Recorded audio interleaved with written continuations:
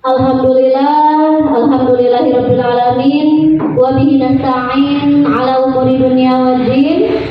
Wassalatu wassalamu ala asyrafil anbiya'i wal mursalin wa ala alihi wa sahbihi ajma'in. Amma ba'du. Pertama-tama marilah kita panjatkan puji dan syukur kehadirat Allah Subhanahu wa taala yang telah memberikan nikmat iman dan Islamnya kepada kita semua, sehingga alhamdulillah pada kesempatan hari ini kita dapat melaksanakan kegiatan kita setiap hari Sabtu, yaitu komunitas praktisi. Di sini saya akan berbagi kepada Bapak dan Ibu guru mengenai tugas modul saya, yaitu modul 1.4, tugas CGP saya mengenai diseminasi budaya positif. Salawat serta salam semoga tetap tercurahkan kepada junjungan kita, yaitu Nabi besar Muhammad Sallallahu Alaihi Wasallam. Yang saya hormati Bapak Kepala Sekolah SD Negeri Sriwijaya 1, yaitu Bapak Haji Yandi SPDSD, dan tak lupa pula kepada Bapak Ibu Guru dan Bapak Komite SD Negeri Sriwijaya 1 yang sangat luar biasa, dan terima kasih atas kesempatan, terima kasih pula atas waktunya, menyediakan waktunya di sela-sela kegiatan belajar mengajar untuk mengikuti acara diseminasi budaya positif yang akan saya sampaikan. Baiklah Bapak Ibu Guru, sebelum kita mengawali presentasi hari ini, kita bersama-sama pembukaan dulu ya.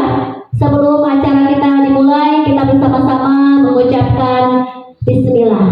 Bismillahirrahmanirrahim. Alhamdulillah ya, saya di sini sebagai guru penggerak ya, angkatan ke-11. Di sini saya akan menyampaikan mengenai diseminasi budaya positif yang ada di sekolah kita. Baiklah Bapak Ibu Guru, kita langsung ya ke makna sebelum kita mengenal beberapa hal yang ada di dalam budaya positif ini. Di sini kita akan mengetahui tentang budaya positif itu apa contoh penerapan positif yang telah kita terapkan di sekolah kita. Budaya positif, tentunya Bapak dan Ibu Guru pernah mendengar dan juga mengetahui apa itu budaya positif. Baiklah, Bapak Ibu Guru, di sini budaya positif. Budaya positif ini yaitu nilai-nilai ataupun kebiasaan-kebiasaan di sekolah yang berpihak pada peserta didik agar mereka dapat berkembang menjadi pribadi yang kritis, penuh hormat dan bertanggung jawab. Nah, budaya positif tersebut tentunya harus kita terapkan kepada anak didik kita di sekolah kita, agar anak memiliki pribadi ya yang penuh hormat dan bertanggung jawab terhadap sekolah kita. Di sini seorang guru yang baik itu harus memiliki kemampuan dalam mewujudkan budaya positif. Budaya positif tersebut tentunya dijalankan dengan menerapkan konsep-konsep seperti ini. Di sini saya akan membahas ke-6 budaya positif. Yang pertama yaitu disiplin positif. Yang kedua, motivasi perilaku manusia. Yang ketiga, keyakinan sekolah ataupun kelas. Yang keempat, kebutuhan dasar manusia. Yang kelima, posisi kontrol restitusi. Dan yang keenam adalah segitiga restitusi. Di sini saya akan menyampaikan sedikit kepada Bapak Ibu Guru. Maaf sebelumnya Bapak Ibu, saya di sini bukan untuk menggurui, tetapi hanya ingin menyampaikan. Dan mudah-mudahan kita semua bisa menerapkan dan menjalankannya di sekolah kita. Baiklah Bapak Ibu Guru, di sini sebelum kita ke budaya positif, kita harus mengetahui dulu apa sih makna disiplin. Mungkin mungkin Bapak dan Ibu sudah mengetahui disiplin itu apa sih? Disiplin di sekolah kita harus kita terapkan disiplin kedisiplinan.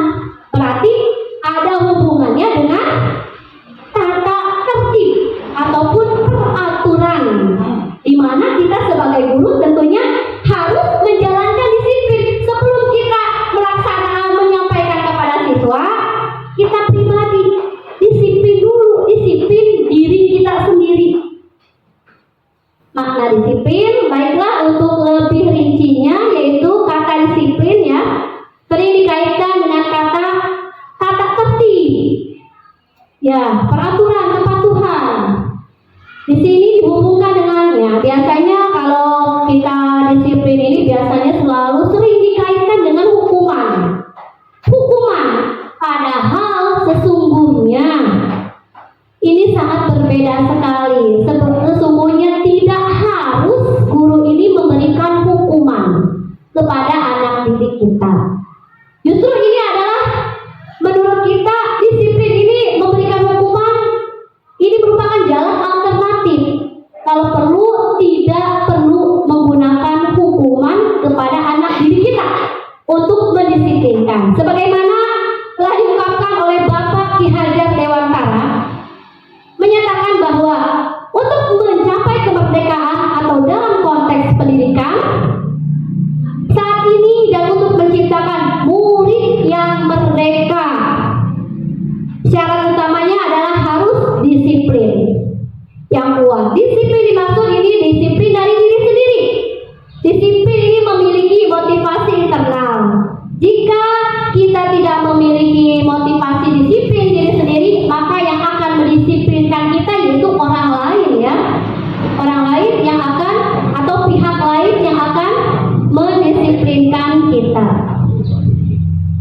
Baiklah Bapak Ibu guru, sekarang kita ke langkah yang pertama ya.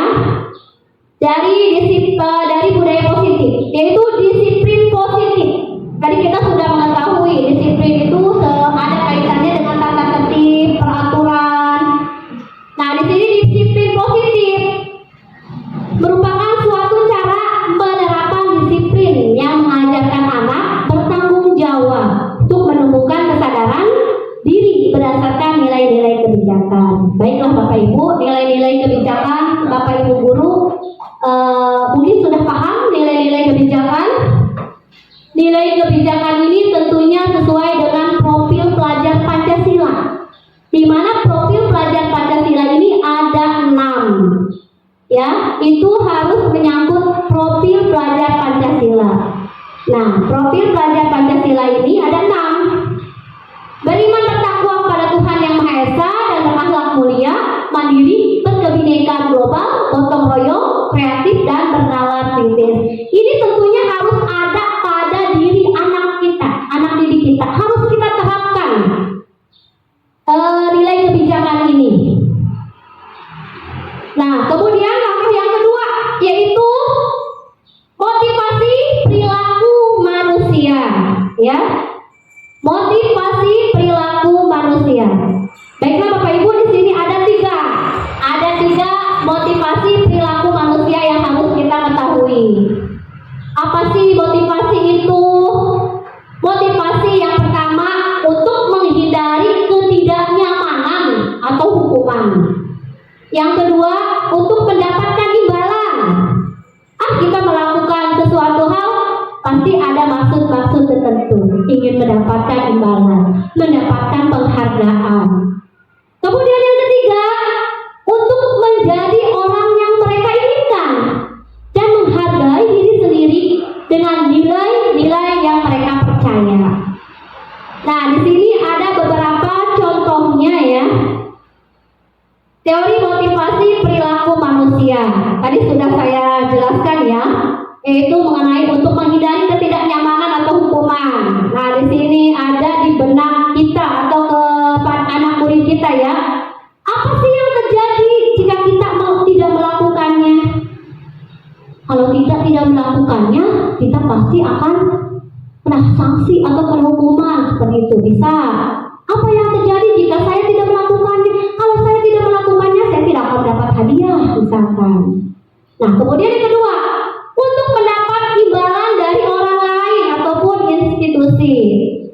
Apa yang saya dapat? Apa yang akan saya dapat apabila saya melakukannya? Seperti kita sebagai guru ya, sebagai guru membimbing anak, bisa membawa anak menuju kejuaraan ya misalkan. Nah, ada tidak di benak bapak dan ibu guru, apa sih? Apa saja ya nanti kalau saya bisa berhasil membimbing anak-anak ke lomba tersebut, pasti saya akan mendapatkan hadiah atau penghargaan. Jadi hadiah penghargaan ini tidak hanya berupa materi saja, berupa hal-hal yang lainnya juga ya, yaitu ucapan selamat, kemudian hadiah bisa reward juga dari pihak sekolah, dan juga sebaliknya kita terapkan kepada anak didik kita. Kemudian yang ketiga, untuk menjadi diri sendiri, menjadi insan yang sesuai dengan harapan kita. Seperti saya akan menjadi seorang seperti apa nih apabila saya melakukan ini. Kita terapkan juga kepada anak didik kita. Kalau anak didik kita melakukan seperti ini, berupaya benar-benar ya bersungguh-sungguh, maka akan jadi apa? Itu salah satu teori motivasi perilaku manusia. Nah, baiklah Bapak Ibu guru, sekarang kita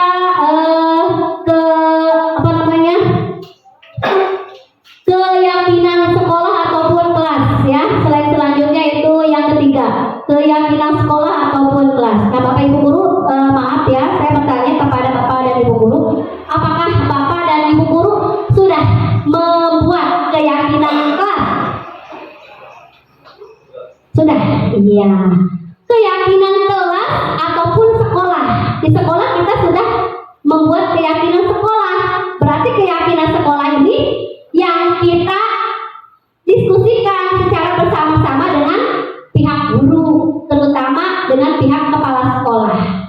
Nah, keyakinan kelas otomatis kita harus ada kesepakatan dulu antara guru dengan siswa, siswa dengan siswa. Nah, Bapak Ibu, di sini ada perbedaan di mana peraturan. Biasanya kita selalu membuat peraturan ya Pak ya Bu, peraturan sekolah. Kemudian keyakinan sekolah. Nah, saya juga terus terang Bapak Ibu baru memahami setelah mengikuti program guru penggerak ini. Keyakinan kelas itu seperti apa? Sedangkan saya, berarti konsep selama ini saya itu bukan keyakinan kelas, saya membuat peraturan kelas. Peraturan kelas ini adalah peraturan di mana yang secara langsung itu tidak disepakati dulu, langsung dibuat, langsung dibikin ya, langsung ada peraturannya. Sedangkan keyakinan sekolah ataupun kelas ini tentunya harus ada kesepakatan antara sekolah, warga sekolah, guru dengan guru, guru dengan siswa. Sedangkan keyakinan kelas ini yang kesepakatan antara guru dengan siswa. Saya sudah membuat keyakinan kelas, itu pernah di kelas 4 dan juga di kelas 6 kemarin ya, saya sudah terapkan seperti ini. Nah, nilai-nilai yang terdapat di keyakinan sekolah atau kelas ini sangat berbeda sekali Bu, Bapak. Biasanya kita di peraturan kelas kita membuat deskripsinya panjang ya Pak ya. Kalau keyakinan kelas tidak. Keyakinan kelas itu kata-katanya positif Pak, bukan kata negatif. Contoh, kita membuat peraturan kelas. Peraturan kelasnya seperti apa Ibu Bapak? Peraturan kelas contohnya. Hadir, ya, kehadiran. Tidak boleh terlambat misalnya Pak ya, peraturannya. Tidak boleh terlambat datang ke sekolah. Itu merupakan peraturan. Nah, sekarang kita terapkan ke kalimat positifnya. Seperti apa Pak? Keyakinan kelasnya yaitu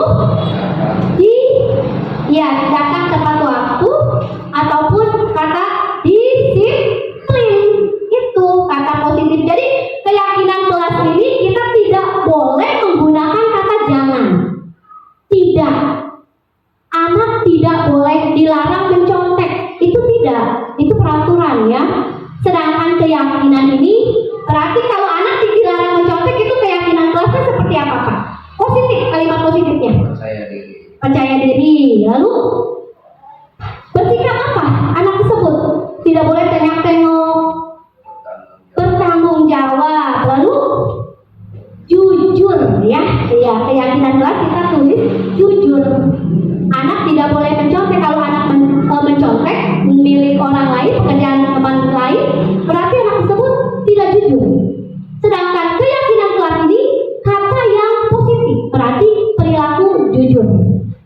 disiplin. Nah, di sini saya akan membagikan kertas post-it ya kepada Bapak dan Ibu guru untuk menuliskan peraturan kelas. Kemudian nanti kita tempel. Lalu keyakinan kelasnya seperti apa? Peraturan kelasnya sudah ada ya Pak ya? Pulpennya di bawah ya Pak ya? Baiklah. Yang dipaparkan oleh Pak Haji. Di sini kita kembali lagi ke peraturan kelas ya, di mana peraturan kelas ini peraturan yang tanpa adanya kesepakatan. Kita buat yang harus dibuat sudah ada aja peraturan kelas mah. Tetapi keyakinan kelas ini berdasarkan komitmen, berdasarkan kesepakatan antara guru dengan siswa. Kemudian keyakinan kelas ini untuk apa diciptakan? Untuk menjadikan lingkungan positif dan sehingga menghasilkan budaya positif juga di sekolah. Nah, keyakinan kelas, ada keyakinan kelas, hukuman dan penghargaan. Nah, Pak di sini tadi ya masih bingung dengan mengapa sih tidak peraturan saja? Mengapa harus keyakinan kelas? Mengapa kita memiliki peraturan yang harus menggunakan helm? Nah, kalau peraturan biasanya di kendaraan peraturannya menggunakan helm. Kalau tidak menggunakan helm kita akan kena apa Pak? Hukuman ya, sanksi ya Pak ya, ditilang ya. Sudah ada peraturan, itu peraturan. Sedangkan mengapa kita memiliki peraturan 3M, menggunakan masker, mencuci tangan, menjaga jarak, peraturan. Kemudian mengapa kita memiliki peraturan harus datang tepat waktu pada saat mengikuti pembelajaran. Jadi untuk mendukung motivasi intrinsik. Jadi untuk mendukung itu eksternal, internal, ekstrinsiknya dari diri sendiri Pak. Kembali ke nilai-nilai atau keyakinan yang lebih menggerakkan seseorang dibandingkan serangkaian peraturan-peraturan. Kalau peraturan tidak.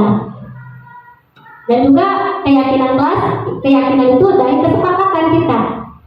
Anak tersebut melanggar peraturan, melanggar kesepakatan kelas, berarti sudah melanggar keyakinan kelasnya. Misalkan anak datangnya kesiangan, kita tegur. Kita tegur itu seperti apa cara menegurnya juga? Apakah kamu sudah menjalankan keyakinan kelas? Kita belum. Karena keyakinan kelas itu kesepakatan.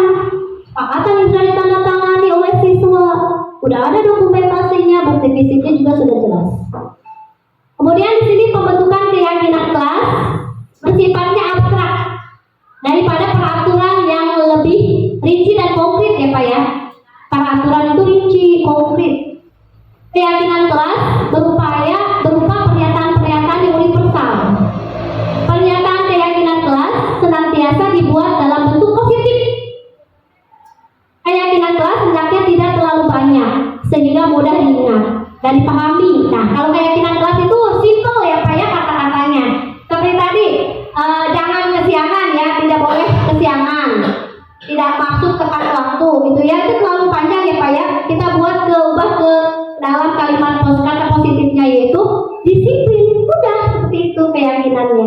Itu disiplin itu sudah mencakup disiplin dalam waktu, disiplin dalam berpakaian juga ya Pak ya. Kemudian tadi Pak yang dipaparkan oleh Pak Sapik ya betul ya, kerjasama dalam kelompok itu anak harus saling kerjasama. Itu termasuk keyakinan kelasnya apa? Bergotong royong, saling kerjasama. Kemudian apalagi tadi tidak boleh mencontek, berkata laju harus tidak boleh berisik ya Pak ya. Misalkan anak tidak boleh berisik pada waktu jam pembelajaran. Keyakinan kelasnya apa? Boleh ya, tertib.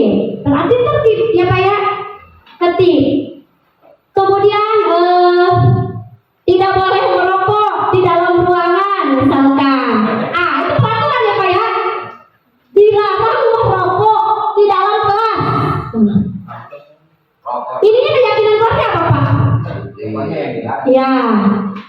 Kesehatan Pak. Iya, simple. Kesehatan. Ya Pak Sapai. Tidak boleh ngerokok di dalam kelas. Ya, tidak boleh. Ya siapa? Oh ya siapa? Tempel ya Pak ya. Ayo, udah Ibu guru, Bapak silakan ditempel ke depan ya. Peraturan kelas sekolah. Nanti Bapak dan Ibu guru kita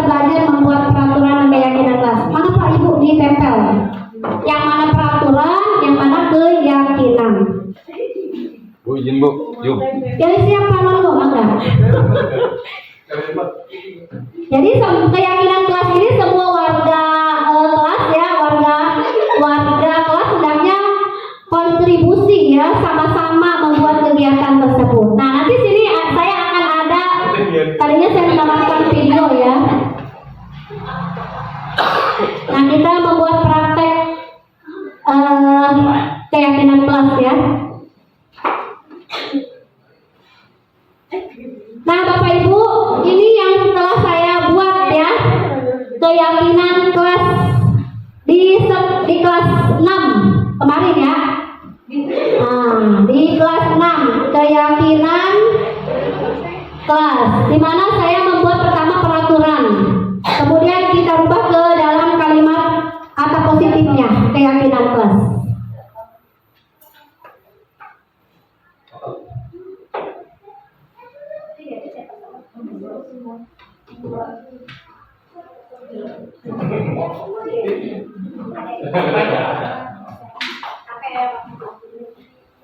Ini Bapak Ibu guru, ini hasil saya dengan kelas 6. Kemudian saya sudah terapkan juga kepada kelas 4 agar mereka mengerti. Di kelas lainnya nanti Ibu Diana, Ibu Ara, kita sama-sama menerapkan keyakinan kelas ya Bu ya. Sudah ya Bapak Ibu? Ya, keyakinan kelasnya mana ini ya? Belum. Keyakinan kelasnya juga Pak yang ditempel. Misalkan nih, dilarang ribut di kelas, berarti keyakinan kelasnya apa Pak? Tertib. Tertib. Tidak boleh jajan di dalam kelas. Dilarang main bola di ruang kelas. Tuh keyakinan kelasnya apa Pak En? Sama juga ya. Tertib. Tidak ada ini, tidak boleh membuang sampah, tidak ada. Dilarang buang sampah. Nah, dilarang buang sampah sembarangan. Tidak boleh ngumpul di dalam kelas. Tidak boleh dilarang membuang sampah sembarangan. Keyakinan kelasnya apa Pak? Buanglah sampah pada tempat. Buanglah sampah pada tempatnya.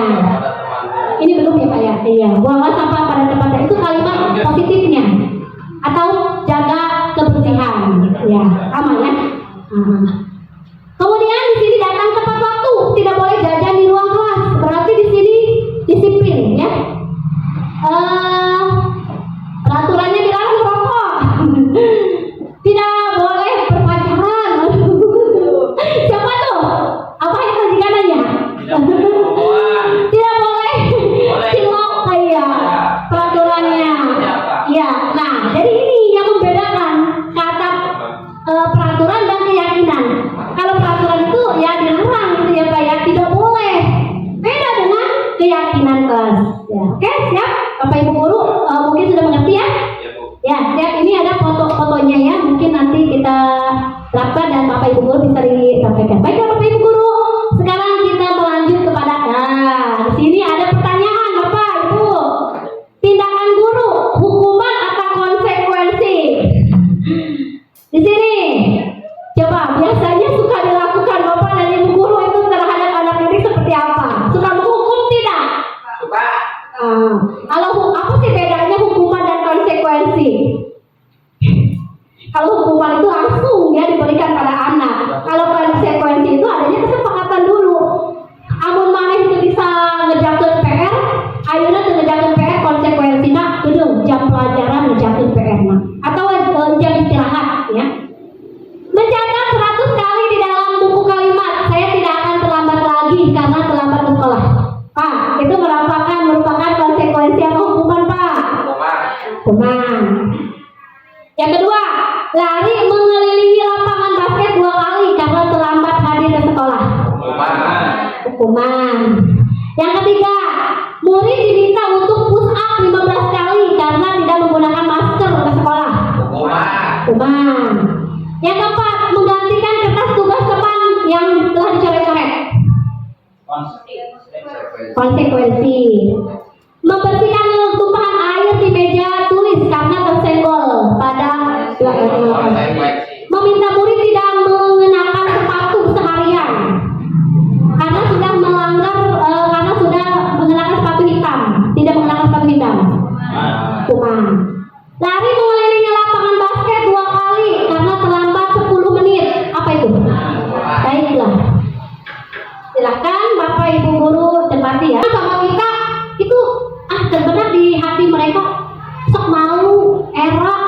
jadi HP, akhirnya seperti itu pasti anak. Kemudian membuat anak itu membenci kedisiplinan dan juga membuat anak merasa terpaksa karena takut dihukum, mendorong anak menyakiti dirinya sendiri, konsep dari dirinya berubah.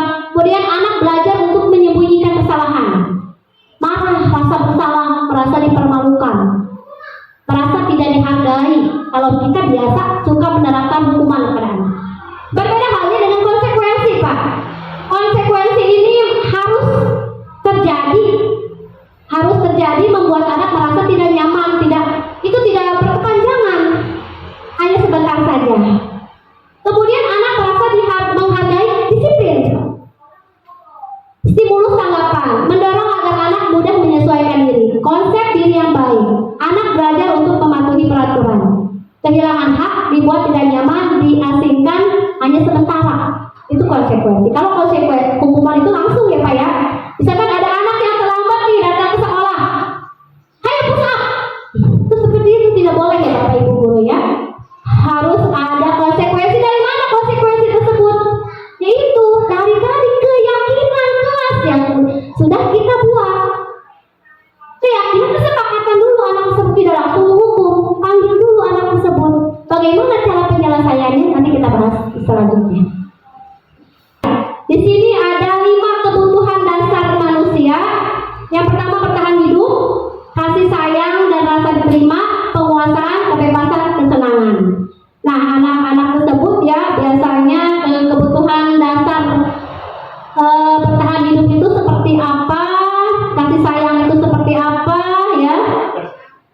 Di sini bertahan hidup memerlukan psikologi anak juga ya, membutuhkan anak tersebut mungkin kesiangan juga. Kita jangan langsung memvonis anak, menghukum anak, anak itu sabar. Kita tahu dulu, harus kita selidiki dulu kenapa. Kita tanya dulu secara baik-baik. Mungkin anak tersebut karena sibuk membantu orang tuanya di rumah, orang tuanya yang dagang. Itu untuk apa? Untuk memenuhi kebutuhan hidup anak tersebut ya, karena kurangnya. Dan juga faktor ekonomi anak tersebut ya, yang jadi kendala anak. Kemudian kasih sayang, kurangnya kasih sayang juga anak tersebut. Kasih sayang dari siapa? Dari orang tua. Dan juga kita sebagai guru harus memberikan kasih sayang juga kepada anak didik kita. Bukan hanya sebatas mengajar saja, tetapi memberikan rasa kasih sayang. Apalagi guru kelas rendah ya Ibu ya. Kita harus bukan hanya sebagai guru, tetapi sebagai ibu di sekolah kita. Kemudian di sini juga kita harus sebagai teman juga untuk kelas tinggi biasanya ya Bu Diana ya, Abah Anang ya, sebagai teman. Anak itu curhat biasanya kepada guru. Kita memberikan rasa kasih sayang, empati juga kepada anak didik kita. Kemudian penguasaan, kebebasan, kesenangan. Kesenangan seperti apa yang akan kita penuhi untuk memenuhi kebutuhan dasar manusia tersebut. Baiklah Bapak Ibu guru, sebelum kita ke posisi kontrol restitusi, sekarang saya ada ice breaking dulu Bapak Ibu supaya udah jenuh ya. Ice breakingnya apa? Supaya nggak ngantuk. Saya mau tebak-tebakan dulu ya. Biasanya kalau di kelas saya itu suka tepuk-tepukan ya. Ya saya rasa nggak usah lah. Di sini apa hak maunya? Pertanyaan aja. Ya. Coba, Pak. Saya di sini punya ini nih ya. Punya bebek. Ada 5 bebek. Dikali ya ada 5 bebek. Dikali ada 2. Jadi berapa jumlahnya Pak? Jumlah 10. Makanya ada berapa? Punya bebek ya. Punya bebek 5. Dikali ada 2. Jadi berapa jumlahnya? 10.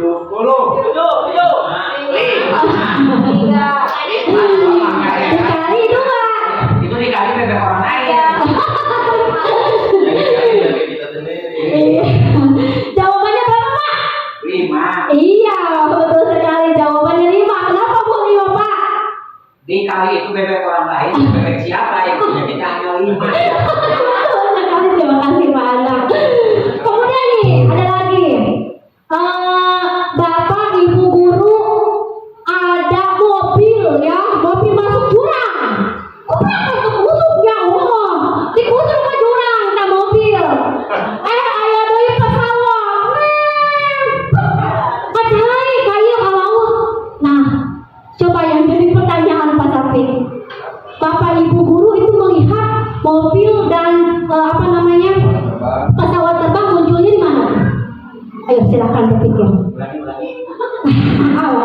Bocornya Iya.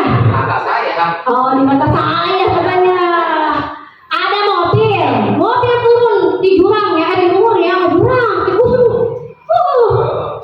Terus kayak pesawat terbang. Hiper ya pesawat terbang ya Pak ya. Lalu di mana? Di air, ya. Apa namanya masuk ke dalam ke laut, tenggelam ke laut. Kita biasa lihat munculnya di mana itu Pak? Di mata kita.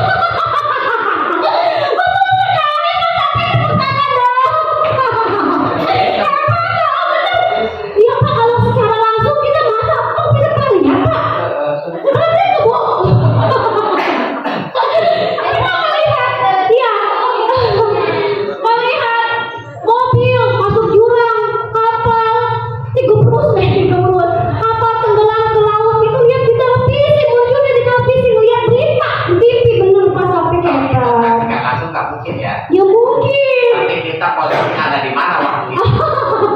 Posisinya ada di mana ya? Ada di angkasa mungkin ya. Iya. Baiklah Ibu Bapak Guru. Nah, ada lagi satu lagi. Ada seorang pemuda, ya, kayak pemuda. Pemuda tersebut masuk ke dalam gua. Gua tersebut itu gelap ya. Udah pernah masuk gua belum? Belum. Udah saya dulu. Udah. Ya apa ya? Waktu gua Belanda. Nah, yang dilakukan pemuda tersebut dia membawa obor supaya membawa obor, membawa lilin, membawa korek. Nah, yang jadi pertanyaannya, yang mana dulu yang menjalankan nih? Bawa korek, bawa obor, bawa lilin, yang mana dulu yang menjalankan? Tepuk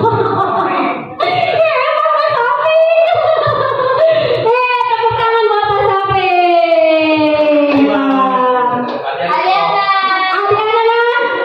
Nasi bungkus. Siap, terima kasih Bapak Ibu Guru hebat. Mungkin Bapak Ibu Guru tidak merasa jenuh lagi ya, udah ketawa-ketawa sekarang ya, karena itu perlunya refleksi ya, refleksi mulut ya, supaya kita jangan terlalu serius ya. Baiklah Bapak Ibu Guru, sekarang kita masuk ke dalam posisi kontrol restitusi. Ada ya ngomongannya? Kontrol. Baiklah Bapak Ibu Guru, kita bahas lagi ini ya, posisi kontrol restitusi. Di sini ada 5 posisi kontrol ya yang harus kita lakukan sebagai guru ya. Di mana guru tersebut sebagai penghukum, sebagai pembuat merasa bersalah, sebagai teman, sebagai pemantau, sebagai manajer. Nah, sebagai penghukum seperti apa? Guru memberikan hukuman kepada anak. Kalau hukuman itu berarti sifatnya langsung ya, langsung tanpa adanya kesepakatan dulu. Dan hukuman tersebut tentunya dapat menimbulkan rasa sakit kepada anak tersebut. Jadi HP cina udah dihukum pas sampai takut cina isuk lagi cina. Nah, itu sebagai penghukum. Kemudian sebagai pembuat merasa bersalah. Kita sebagai guru memanggil anak. Biarkan dulu anak tersebut mengintrospeksi dulu. Membuat saya itu merasa bersalah. Kalau merasa bersalah otomatis dia menyadari ya Pak ya, menyadari kesalahannya. Kita pancing dulu, kita lelaikan dulu. Kemudian sebagai teman. Nah, guru bukan hanya sebagai pengajar saja, tetapi sebagai teman curhat. Misalkan kalau anak ada yang kesiangan, kamu kenapa kesiangan? Karena maaf ibu, karena saya bangunnya terlalu siang. Ayolah bantu ibu, seperti itu. Ayolah mengajak anak. Ayolah bantu ibu nak, agar ibu ini kalau kamu supaya ibu tidak dihukum oleh kepala sekolah. Tapi alhamdulillah kepala sekolah ulama bantu. Ya. Ada seperti itu ya Bu ya. Nanti gurunya pasti yang salahkan Bu ya. Kalau anak tidak disiplin, kepala sekolahnya bukan menegur anak. Biasanya kalau kepala sekolah itu langsung menegur gurunya. Kenapa anak tersebut ini? Ya. Kemudian sebagai pemantau. Nah, di sini ada juga sebagai manajer. Sebagai kita ada penjelasannya ya. Sebagai pendidik, tujuan kita adalah menciptakan anak-anak yang memiliki disiplin. Ya, mereka berperilaku dengan mengacu nilai-nilai kebijakan universal dan memiliki motivasi intrinsik, Pak, dan ekstrinsik. Nah, di sini ada penjabarannya ya, Ibu Bapak, yang telah saya jelaskan tadi, penghukum. Penghukum menggunakan hukuman fisik atau verbal saat mereka atau anak muridnya melakukan kekerasan. Kemudian pembuat rasa bersalah. Suara kita harus lebih lembut lagi, menggunakan keheningan, membuat murid merasa tidak nyaman atau merasa bersalah, merasa rendah diri ya di hadapan kita. Kemudian ini dampaknya sangat berdampak sekali kepada anak, memiliki penilaian diri yang buruk tentang dirinya, merasa tidak berharga karena tidak mengecewakan, telah mengecewakan, itu membuat rasa bersalah. Kemudian posisi sebagai teman, guru akan tidak menyakiti, tetapi mengontrol murid melalui persuasi atau ajakan, menggunakan hubungan baik dengan humor. Biasanya kita selalu anak tersebut menegur anak, jangan serius-serius ya Pak Bu ya, humor aja secara biasa. Padahal kita tanpa disadari oleh mereka, kita tuh sudah menegur mereka ya dengan kalimat positif. Murid bergantung kepada guru. Posisi pemantau ataupun monitor. Biasanya guru mengandalkan perhitungan, data, catatan. Udah anu kesiangan, anu ieu teu disiplin, dicatat ya banyak, dipantau, diawasi. Tetapi pemantauan tersebut anak yang melanggar tidak langsung diberi hukuman, tapi kita harus memberikan konsekuensi. Konsekuensi naon, amun ane keberangan. Tadi seperti tadi pesan dia mencatat, biasanya menulis Pancasila selama 5 balikan ya Pak ya. Itu konsekuensinya. Apabila kamu ribut di kelas, konsekuensinya kamu menulis Pancasila. Itu sebagai pemantau kita ya Pak ya. Nah, di sini kita kemudian yang terakhir, yang kelima adalah posisi sebagai manajer. Mungkin tidak asing lagi Ibu Bapak, manajer ini seperti apa? Memposisikan dirinya sebagai manajer bukan mengatur perilaku ya, bentuknya mengatur, bukan mengatur perilaku seseorang, tetapi membimbing, mengatur dirinya sendiri agar murid tersebut menyadari kesalahannya, agar murid tersebut benar-benar menyadari kesalahannya dan juga tidak melakukannya lagi ya. Selanjutnya murid diajak menganalisis kebutuhan orang lain, kemudian berkolaborasi dengan murid dan memperbaiki. Jadi menuju anak menuju agar kesalahannya bisa diperbaiki, menuju memperbaiki kesalahan. Nah, di sini salah satunya dialog restitusi kontrolnya ya. Baiklah Bapak Ibu, mungkin kita ada 5 posisi kontrol ya sebagai penghukum. Ini rangkuman 5 posisi kontrol sebagai penghukum, pembuat rasa bersalah sebagai teman, pemantau dan sebagai manajer. Mungkin Bapak Ibu guru sudah paham? Ya. Penghukum menghardik, menunjuk-nunjuk. Orang teh, budak enggak ulah boleh ieu. Itu menghukum. Sekarang tidak boleh. Tidak boleh guru semata-mata menghukum anak. Tetapi kita harus sebagai apa? Kita yang baik itu guru sebagai manajer. Manajer di sini artinya yaitu di antara kelima posisi kontrol tersebut sebaiknya guru sebagai menggunakan posisi kontrol manajer. Siap ya Bapak Ibu guru ya. Setelah kita mengetahui materi ini, kita kembalikan lagi kepada diri kita sendiri. Oh, ternyata menghukum anak itu seperti ini nanti akan berdampak. Berarti kita harus sebagai manajer seperti apa? Yaitu menyadari, memberikan anak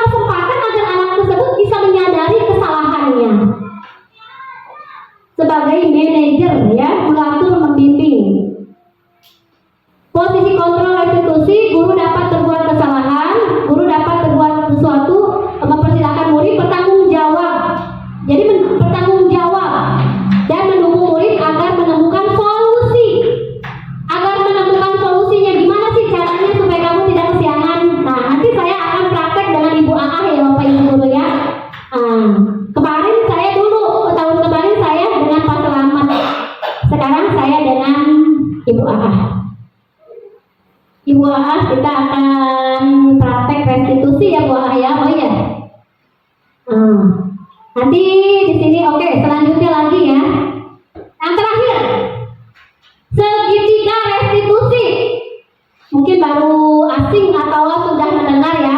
Segitiga restitusi, bentuknya segitiga. Segitiga restitusi ini ada 3. Sebelumnya kita harus tahu restitusi itu apa.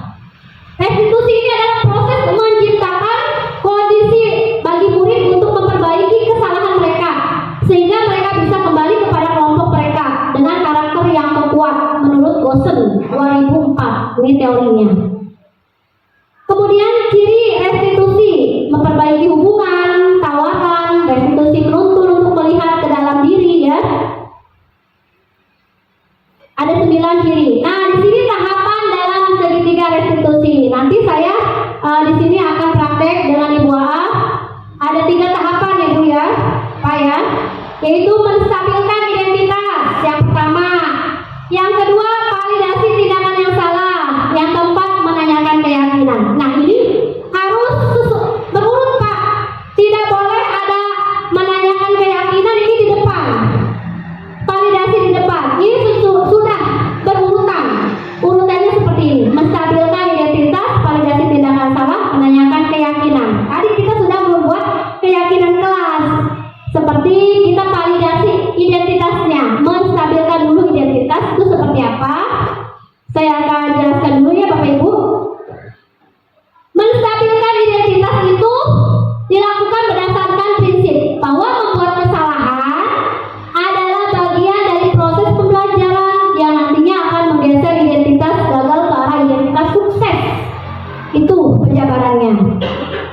Kemudian untuk selanjutnya yaitu menstabilkan identitas juga ya.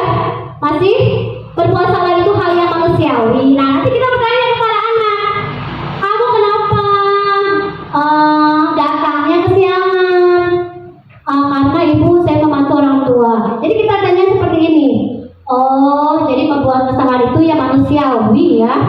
Manusiawi, tidak ada manusia yang sempurna. Begitu juga dengan ibu atau bapak. Sama ibu dan bapak juga pernah mengalami masalah hal seperti itu.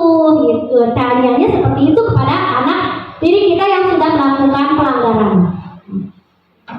Dan nanti kita tanya ini stabilkan ya. Kemudian validasi tindakan. Nah, validasi tindakan yang salah dilakukan berdasarkan prinsip bahwa setiap anak perlu berupaya memenuhi suatu kebutuhan tertentu sehingga guru atau orang tua akan bergeser dari pemikiran stimulus respon menjadi proaktif serta akan mengenali dan mengakui kebutuhan murid dan anak. Validasi tindakan yang salah. Kemudian seperti ini Pak, menanyakan validasi tindakan yang salah. Kamu pasti punya alasannya. Mengapa kamu melakukan seperti itu? Ya, pasti punya alasannya. Anak tersebut tidak semata-mata anak kesiangan. Alasannya ya asli main HP mungkin ya Pak ya. Nah, apakah penting bagi kamu? Kamu boleh tetap berusaha menjaga sikap kamu. Ya, nanti saya akan praktek ya Bapak Ibu supaya lebih jelasnya. Kemudian menanyakan keyakinan. Nah, kamu berbuat seperti itu, apakah kamu sudah tahu keyakinan kelas yang telah kita sepakati seperti apa? Menanyakan dulu keyakinan. Ya, tahu apa keyakinan kelasnya yang kamu langgar? Saya berarti tidak disiplin. Itu keyakinan kelas. Kalau ada kesiangan berarti disiplin ya Pak ya. Karena kayak kata positifnya. Kemudian menanyakan keyakinan. Apa nilai yang kita percaya? Nilai apa yang telah kita sepakati? Seperti apa? Baiklah Bapak Ibu Guru, sekarang kita simak praktek saya dengan Ibu AA ya. Ibu, siap ya Bu? Kita membuat segitiga restitusi. Kita cara seperti apa sih yang sebaiknya guru lakukan kepada anak didik kita agar guru ini tidak semata-mata memberikan hukuman pada anak tersebut. Silakan Bu Ara. Ya, namanya Anissa. Nah, Anissa ini selalu bertengkar dan marah-marah. Anissa selalu bertengkar dan marah-marah kepada temannya, teman sekelasnya yaitu Nopal.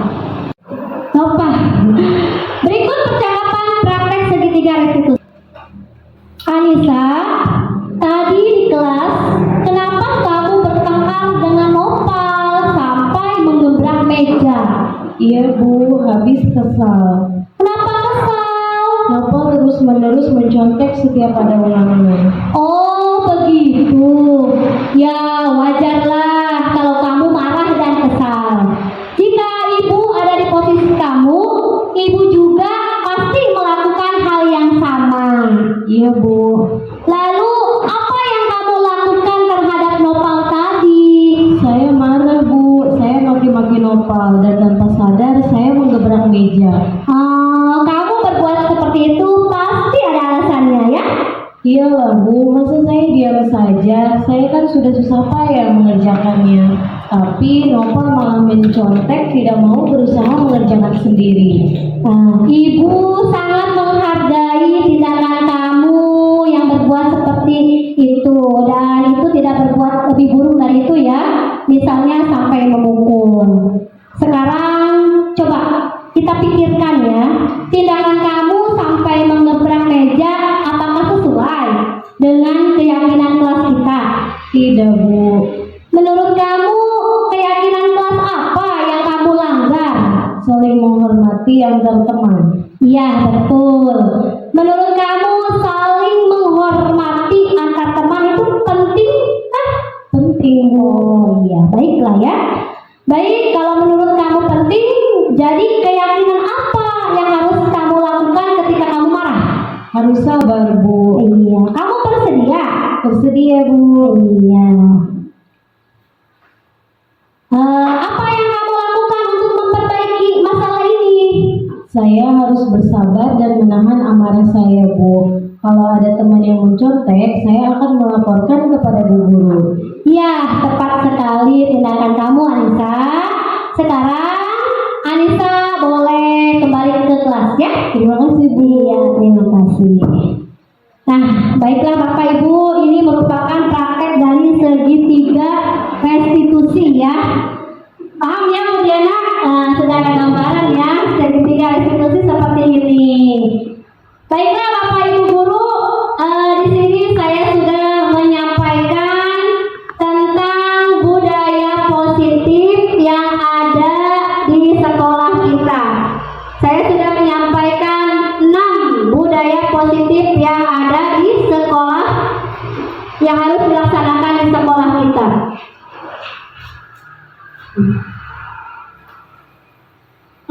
Untuk itu terima kasih ya kepada Bapak Kepala Sekolah